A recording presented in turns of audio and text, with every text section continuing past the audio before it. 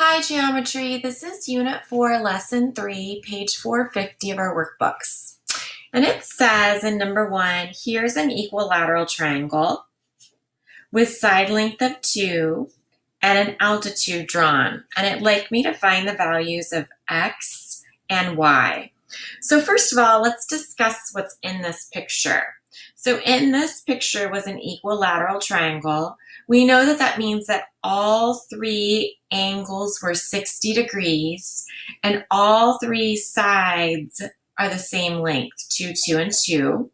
So let's notice what happens when we draw that altitude. Remember, an altitude goes from a vertex and is drawn perpendicular to the other side. This altitude now becomes the height of my triangle. Because it's in an equilateral triangle, this altitude just bisected my 60-degree angle at the top to create the 30 and 30-degree angle. And because it's an equilateral triangle, when it intersects the other side, it also intersects the other side at its midpoint. So this altitude creates two 30, 60, 90 triangles. And we work with these in trigonometry as well. So I have a 30, 60, 90 and a 30, 60, 90 on each side of my altitude because my 60-degree angle was bisected or divided in half to create the two 30-degree angles that I see. X then would be half of the distance of the side. So since the side is 2, in this case, my x would be 1, and the other side, the other half would also be 1. So let's go find our y. What we have here, if I look at just half of my triangle, I have a right triangle. I can use the Pythagorean theorem on this triangle. Choose my hypotenuse, and my legs are y and 1 unit long. So I know that y squared plus 1 squared equals my hypotenuse squared. And 1 squared is 1, 2 squared is 4, y squared then is equal to 3. Let's take the square root of both sides, and y equals the square root of 3. I'm going to leave my answer as an exact answer of square root of 3. I do want to point out that it is not equal to 3. The square root of 3 is the number 1.73, on and on and on. And so this is what the value of the square root of 3 is. So in my diagram, I'm going to leave it as an exact answer, square root of 3. So let's do some calculations with this. The altitude is useful for calculating the area of my triangle. So let's say I wanted to calculate the area of this triangle. So let's find the area of the equilateral triangle. So the entire triangle. That means I want to do 1/2 the base times the height. In this case, the base and the height have to be perpendicular to each other. So my entire base, the entire base here is 2 units. And my height that's perpendicular to my base is rad 3 units. So my area equals 1/2 2 times the square root of 3. So this is not the distribution property. This is just 3 terms being multiplied together. So I can multiply them in any order I want. I notice that if I multiply the 1/2 times the 2, that the 2's will cancel because this is really 2 over 1. So let's multiply those 2 first, and I get 1 times rad 3, or the area of this is rad 3 units squared. So let's take a look at the next page. On this page, you see 3 triangles that are each half of an equilateral triangle. So I see my 90-degree angle, I see my 60. I know from the triangle I just did, this would be my 30-degree angle up here. 30 and 60 is 90, plus 90 is my 180 for my triangle. Again, I have another 30-degree angle, my 60-degree angle, 90, and in this little triangle, I also have my 30-degree angle, 60 and 90. Each of these are half of an equilateral triangle. So we have a rule. We have 30, 60, 90 degree triangle rules. There's 2 of them. I know that my hypotenuse is 2 times my short side, and I know my long side equals rad 3 times the short side. So let's discuss what each side is. We call the side across from the smallest angle the short side. So this would be the short side of the first triangle. It's across from the 30-degree angle. The short side is always across from the 30-degree angle. It's a little misleading because I don't have a medium side. I have a long side. This is the short of the 2 sides. This is considered the long side. This guy right here. The long side is across from my 60-degree angle. It's not the longest side, it's my long side. If these are my 2 sides of my triangle, one is short across from the 30, one is long across from the 60. And then my hypotenuse is always my longest side, and that's always across from the biggest angle in my triangle. In this case, that would be across from my 90-degree angle. So let's take a look at using these rules to help me find the value of my sides. Looking at this first one, you might think, oh, I could use the Pythagorean theorem with 5 squared and x squared equals 10 squared. You could, and it would be a great way to do this problem. Or I could simply use my rule, and I know I'm going to get 5 times the square root of 3. Well, how did you do that? Well, let's take a look at our rule. Our rule says that the long side is equal to rad 3 times the short side. So I simply insert 5 into this statement, rad 3 times 5. We learned in the other lesson to write the 5 first, and I now know that my long side is 5 rad 3. Okay, so by far the easiest type of problem for 30, 60, 90 triangles is when they give me the short side. Since the short side is used in both of our rules, it usually makes my math fairly quick. So kids don't always write down the rules when they're given the short side. They just kind of write the answers on their paper. But let's look at the mechanics going on. When I see this 3 across from the 30-degree angle, I know this is my short side. I know this is my long side across from my 60. I know this is my hypotenuse. I know that my hypotenuse is equal to 2 times the short side. That's my rule. So I'm going to take my 3, plug it in for my short side. My hypotenuse then would be 6.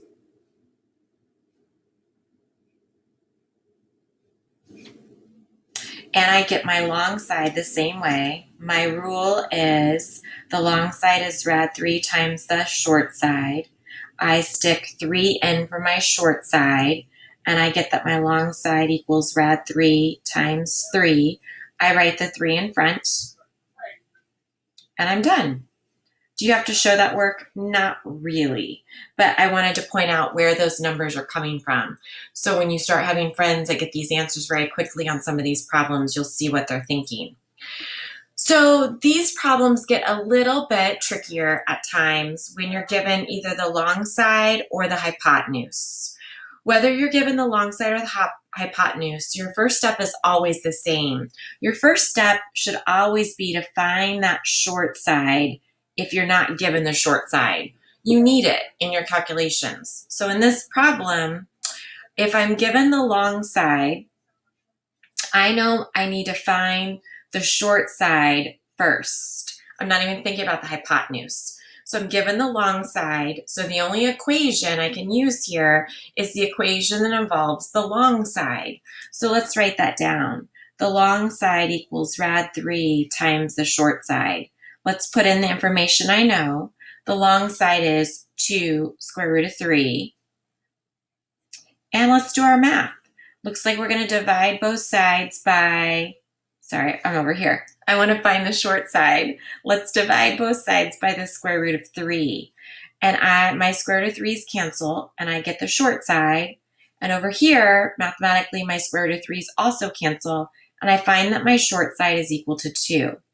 So I know that that's 2. I now know that my hypotenuse is 4. It's just double the short side. But let's do that with the rule. Once you know the short side, you can find the hypotenuse now. The hypotenuse equals 2 times my short side. So let's insert the 2. The hypotenuse equals 2 times the short side, or 4. You can always check your answers with the Pythagorean theorem if you want to do it that way as well. So let's go on to the next page. So you'll find in the summary for half an equilateral triangle, because this is my 30, 60, 90 degree triangle. It's half of my equilateral triangle. You'll find in here the rule. My rule is that my hypotenuse is twice the short side, and my long side is rad 3 times the short side. That's my 30, 60, 90 rules. So let's use them to help me do some calculations. Coming over to page 453, let's look at the top problem first. Page 453. So on the top problem, we're given that my hypotenuse is 5. I know this is my hypotenuse across from the 90 degree angle. I know this is my short side across from the 30. I know this is my long side across from the 60. So let's use my rules. I always find my short side first, and I'm given the hypotenuse, so I have to start this one. If you're confused where to start, I have to start this one with the hypotenuse is 2 times the short side. I'm given the hypotenuse, and I need to find the short side. So my hypotenuse is 5, and when I divide both sides by 2, I find that my short side is 5 over 2. You could write this as 2.5. I'm going to leave it as a top-heavy fraction because I'm going to be writing it with a radical in just a moment, and we don't like to mix decimals with radicals, but I'll talk more about that in about 1 minute. So now let's calculate my long side. Once you have your short side, you can calculate your long side, and I know that it is rad 3 times my short side. So my long side equals rad 3 times 5 over 2. So you can't actually multiply this radical times this fraction and get a different answer. You can't get the square root of 15 out of this. You can't do anything with them. But I am going to write my fraction part in front of my square root of 3. Very much like if I had x times 5 over 2, I would write the 5 over 2 in front of x. So in this case, my long side equals 5 halves times the square root of 3. Another way you might see this written is with the 5 rad 3 all in the numerator. Another way that sometimes these problems are written in videos or in your book or somewhere else would be 5 square root of 3 over 2. These two answers are the same thing. So here, if you look at this problem, this is like x over 1. And if you think about multiplying my numerators, 5 halves times x is the same thing as 5x over 2. You're kind of used to these from previous years. My radicals work the same way. You could have the entire fraction times the square root of 3, or this is the square root of 3 over 1. You could think of it as 5 times the square root of 3 all over 2 times 1, or 2. How do you want to write it? Either way is correct. You'll see at different times I write it both ways. I probably favor this way over the first. So that problem would be answered. Let's take a look at the next problem.